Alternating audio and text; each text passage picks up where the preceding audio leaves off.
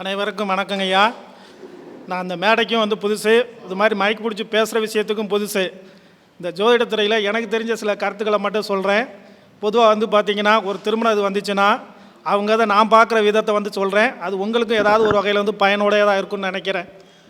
அதாவது 7ஆம் அதிபதி லக்கணத்தில் இருந்துச்சா அந்த நபர் திருமணம் செய்கிறனால அவருக்கு வந்து அனுகூலம், அனைத்து விதத்திலையும் லாபம்.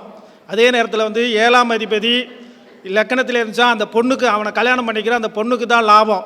அதே நேரத்தில் 7ஆம் அதிபதி 6ஆம் இடத்துல இருக்குன்னு வைங்க. நான் வந்து என்ன சொல்கிறதுனா, இந்த விளம்பரம் ஒன்று பார்த்துருப்பீங்க, விதவிதமாய் வித்தியாசமாய் அப்படிங்கிற மாதிரி அவங்கள வந்து அவங்களுடைய உணவு உடை எல்லாம் அனைத்து விஷயத்துலேயும் விதவிதமாக அவங்களுடைய நட உடை பாவனை எல்லாமே இருக்கும்.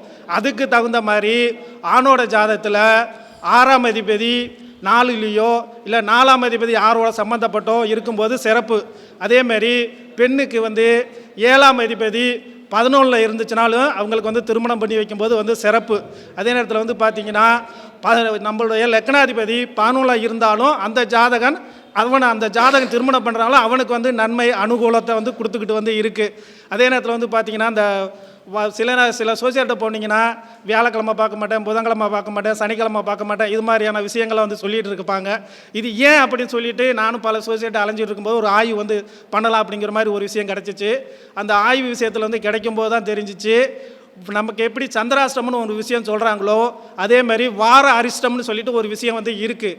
இதை வந்து இப்போ வந்து நான் ஆய்வு பண்ணிக்கிட்டு இருக்கிறேன். அந்த ஆய்வில் எனக்குரிய கிழமை வந்து நாங்கள் எடுத்து ஆய்வு பண்ணிக்கிட்டோம், அது வந்து தெரியுது.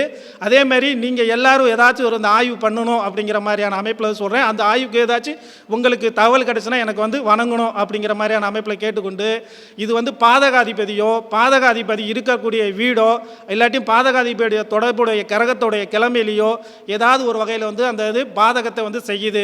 நம்ம மற்ற எல்லா விஷயத்துக்கும் தப்பிச்சினாலும் இந்த வார அரிஷ்டங்கிறதுல தப்பவே இருக்கிறது இல்லை. நமக்கு ஏதாவது ஒரு வகையில் வந்து பொருளாதார இழப்போ மன கஷ்டத்தோ மன வருத்தத்தோ ஏதாவது ஒரு துன்பத்தை வந்து அன்னைக்கு நம்ம சந்திக்காமல் முடியவே முடியாது. நம்ம தூங்கவே வராது.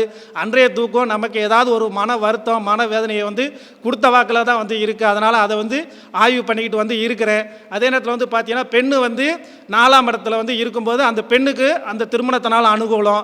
அதேமாதிரி பார்த்தீங்கன்னா இவங்களுக்கெல்லாம் இது மாதிரி விஷயத்தில் வந்து பார்த்து திருமணம் செய்யும்போது நல்லா இருக்குது. பொதுவாக வந்து பார்த்தீங்கன்னா இந்த ராகு தோசை உள்ளவங்களை ஏதாவது ஒரு வகையில் வந்து பாதிக்குது.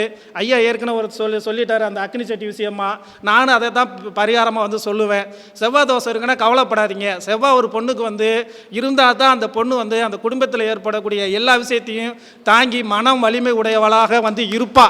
இப்போ செவ்வாய் வலிமை இல்லைன்னா அந்த பொண்ணுக்கு வந்து நோய் நொடி தாக்கும்.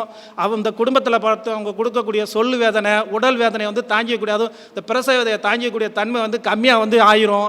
அதனாலேயே வந்து பார்த்திங்கன்னா இப்போ உள்ளவங்கலாம் அது ஆஸ்பத்திரியில் போனால் நார்மல் பிரசவத்துக்காக பயப்படுறாங்க. செவ்வாய் இருக்கிற பொண்ணு வந்து பயப்பட வேண்டியது அவசியம் இல்லை.